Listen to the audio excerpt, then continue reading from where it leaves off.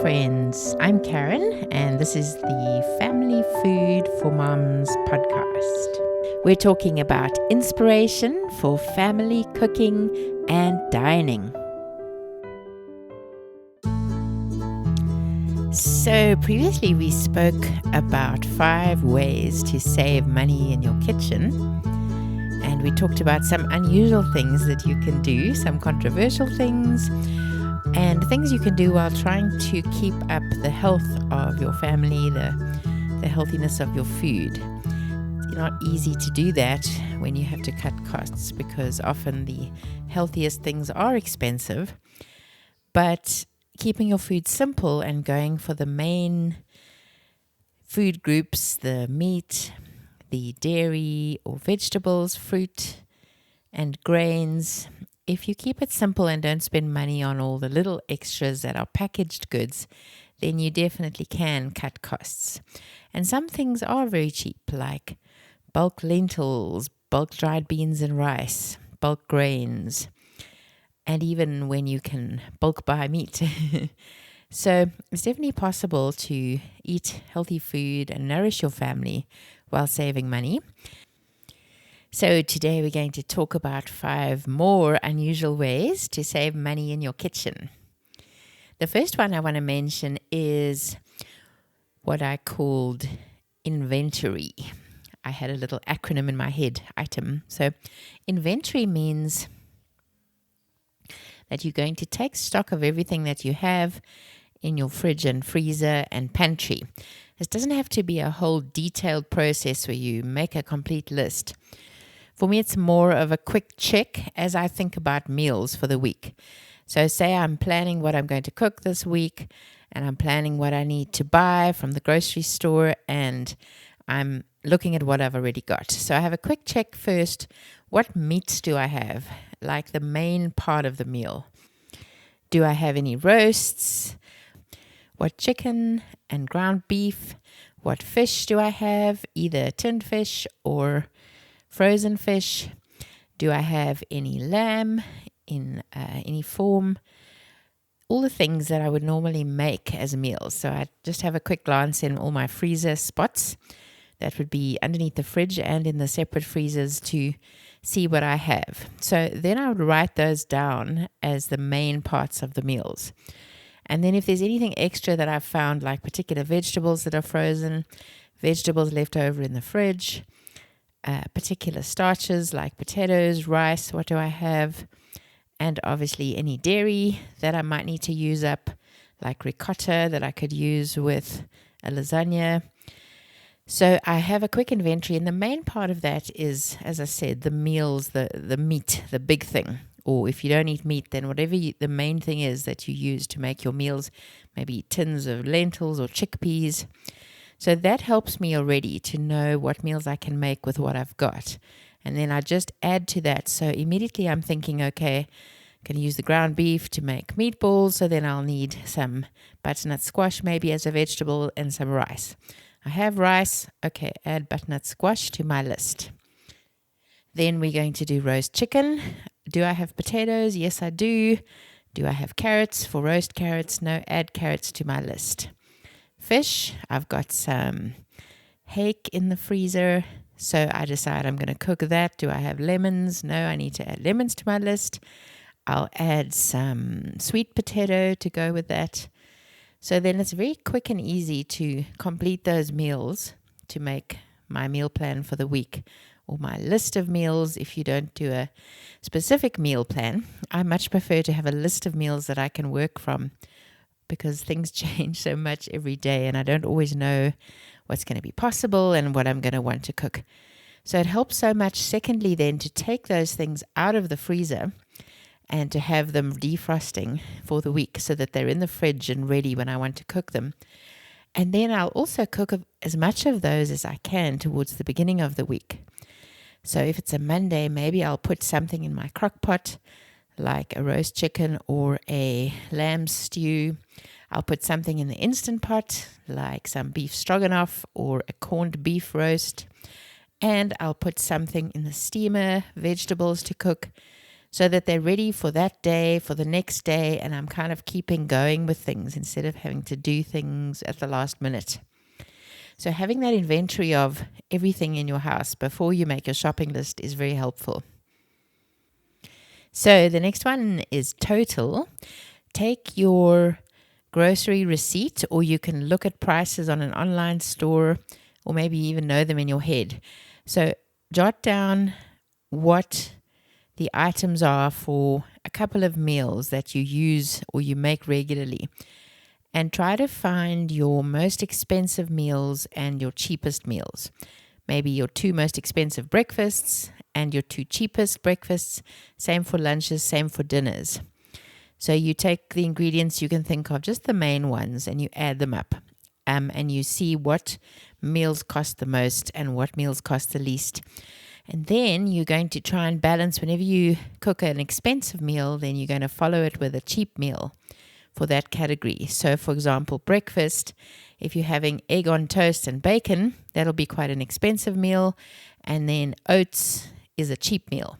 So then when you have egg, then the next day you have oats to kind of balance it out. Or you could try and replace some of your most expensive meals with some of your cheapest meals, or take out the most expensive meals completely for a season if you need to. But just try to balance more, average out the costs so that the expensive ones are not too often and the cheap ones get their chance. And then ones that are in between are good for regular eating. Let me think of another example. So having a roast leg of lamb for dinner is a treat and it's expensive. Having chicken breasts in the crock pot with some sauce and pasta is cheap. So then when I have the one, then I try to follow it with the other cheaper one to balance out that cost. Also, you could try to remove one ingredient if when you're adding up the cost of a meal, you see that one thing brings up the cost quite a bit and is not necessary. For example, when we make meatballs and rice, often we'll add kidney beans in it because it tastes good. Now, if we were doing this to stretch the meal, that's great. But if we don't need to stretch the meal and it's just an extra thing for taste, then we could take that out. So being aware of what the total cost of each meal is in your mind, and kind of being aware which ones are more expensive, which ones are cheaper, it helps when you are trying to hit a lower grocery budget for the week. Next is mix. So you want to try and mix something into your meal to make it cost less but still be hearty and satisfying. So say you were making something with ground beef, like a bolognese, then you could use less mince and add lentils. And it still tastes good and it stretches it so that there's enough, but it would cost less than using more meat. Same could go for a soup. You can add barley to bulk it up. You can add more vegetables and potatoes to a stew and a little less meat. It's usually going to be the meat that has to be a bit less, but it doesn't have to be too much less. Like in our family, they love the meat and we believe that the meat is very nourishing. So we need to have enough, but we don't need to have extra. So if I try to decrease my meat just a little bit, like instead of 4 packs of lamb pieces, I'm going to use 3. Instead of 3 packs of ground beef, I'm going to use 2. And then just use the lentils or something to bulk it up. So whatever works to make it hearty and taste good, but to cost less. Then there's the tip I'm sure you've heard before, which is to try a breakfast for dinner. So choose a night when you've had a hearty lunch and you just want to do something relaxed for dinner. Everybody can make their own style of eggs, and you can have bacon, sausages, beans maybe to bulk it up, anything that you like to have for breakfast, do that for dinner. You can even do a frittata or a quiche, but using something like eggs and less meat, maybe just the bacon or the sausages on the side as a dinner meal. Another possible breakfast for dinner idea is a yogurt bar. So you could use, if you just prefer plain Greek yogurt or flavored yogurt, and then some granola, and then various toppings like berries, a few nuts, maybe ground up, or seeds, anything that you like to have in your yogurt, and some crushed fruit or some, if you cook down some berries into like a berry sauce, all of those make it delicious. And number 5, if you look at your groceries for the week or look at your grocery receipt and think about maybe one thing that you buy regularly that you could do without. So this would usually be something that's not part of your meals. It's not a vital part of your week's nutrition. For me, that would be something like dried fruit, like dried mango, or dates, or snack bars, as I mentioned before, something that's extra that you could do without, and then take that out. For me, I could easily replace that with some nuts or some fresh fruit that we already have. And sometimes the snacking is just not necessary. But see if there's anything that you feel that you could take out, and just look for one thing at a time so it's not overwhelming and that you could just stop buying. Or maybe you could make something at home with ingredients you've already got to replace it, like muffins or crackers. Those are very easy to make in bulk, and it could be a fun project for the kids. Also, if you find that your children are complaining that they don't like the changes or they don't like eating only meat and vegetables, if they say your meals are too simple, obviously you're going to want high nutrition and you're going to want to give them treats now and then. But if in general they're complaining, maybe you could get them to do a little project, either as a homeschool project or an after-school project, where they can choose any meal they like. So they can research on the internet, they can look through recipe books, and they can find something using ingredients that they really like, and then they can look at what it costs. So you can give them a budget or see who can come up with the cheapest meal, and then they have to work it out. Using all the ingredients from the recipe, they have to figure out what it's going to cost for your family size to make that meal. And because it's using things that they like, something they want to eat, they'll be on board with it.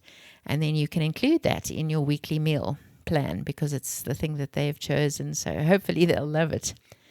So again, tell them this is the budget, or you're going for this kind of cost. It's for our family, whether it's a family of 4 or whatever it might be. You choose your favorite kind of food. You choose a recipe. You see what the ingredients are. Then you see what it's going to cost to make that. And if it fits within the budget, then we'll make it. So we want to keep being creative in finding ways to save money in our kitchens without compromising on health for our families. We still want good quality food, good quality meat, organic where you can, vegetables, and anything that's going to be high in nutrition, so that, like I said last time, your family will be satisfied and fulfilled, and they'll have the nutrition they need so that they don't want snacks all the time, things that are going to cost extra. So I hope that you find lots of ways to save money in your kitchen. Remember, every little bit counts. But remember to still have fun and to still have some good treats now and then. Thanks for joining me. I'll see you next time.